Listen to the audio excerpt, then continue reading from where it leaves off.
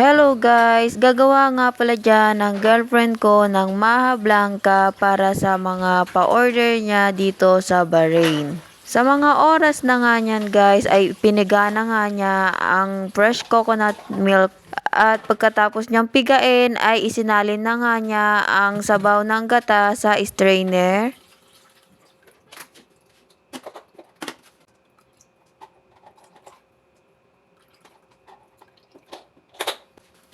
After niya ngang isalin ay kumuha siya ng kaldero at ayan na nga nilagay na nga niya ang sabaw ng gata at inilagay na nga rin niya ang condensed milk at inilagay nga rin niya dyan ang evaporated milk.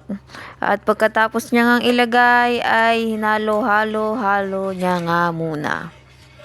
At nilagyan niya nga rin dyan ng sweet corn cream. Basta ayun, hindi ko na alam kung anong nilagay niya dyan. Basta naglagay rin nga din siya ng corn na original.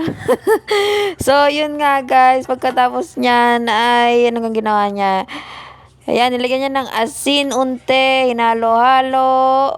Then, after haluin, sige, halo-halo muna. Pagkatapos haluin, ay nilagay niya ang sabaw ng corn sa lata.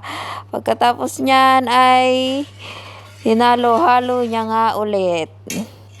At naglagay na nga siya dyan ng 3 spoon na asukal at pagkatapos ay hinalo-halo niya nga ulit kasi kung hindi mo nga ito haluin ay masusunog ang ilalim.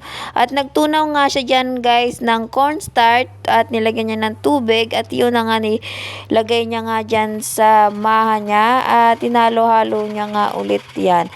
At yun nga, nagpalit nga siya dyan ng panghalo. Siguro nga ay nahihirapan siya.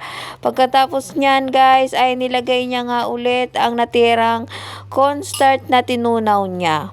Halo lang ng halo kasi kung hindi mo nga haluin ay hindi nga magiging masarap ang kanyang Maha Blanca. Basta mahalo lang ng mahalo ng maigi hanggang sa lumapot at yun at di masunog ang ilalim.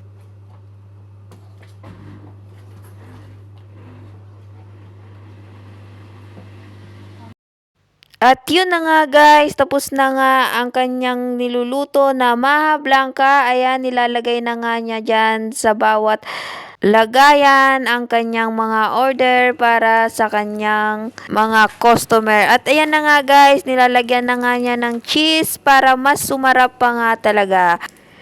1.3 BD nga ang benta niya dito at yun nga guys, nung natikman ko ang Maha Blanca niya ay masarap nga talaga at sabi naman nga ng mga ibang customer niya ay masarap nga daw ang Maha Blanca niya.